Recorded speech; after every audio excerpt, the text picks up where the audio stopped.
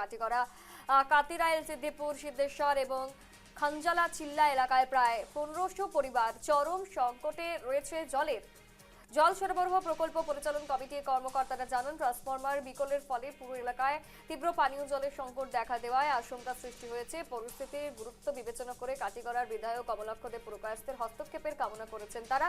পাশাপাশি দ্রুত সমস্যা সমাধানের লক্ষ্যে একটি 250 কেভিএ ট্রান্সফরমার প্রদানের দাবিও জানান তারা।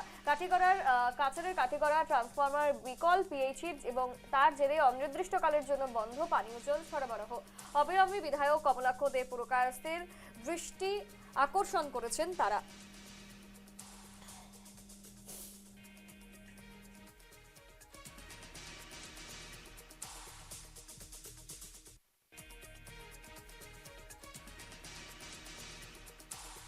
কাঠিগড়া ওয়াটার সাপ্লাই স্কিমের সভাপতি।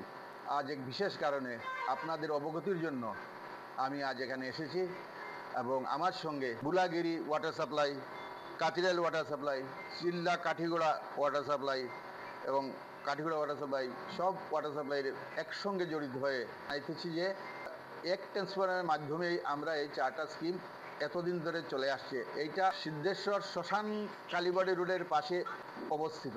এই ট্রান্সফরমারটি হঠাৎ করে আজ বিকল হয়ে পড়েছে, তাই অনির্দিষ্টকালের জন্য আমাদের দ্বারা জল সরবরাহ করা মুশকিল হয়ে দাঁড়িয়েছে।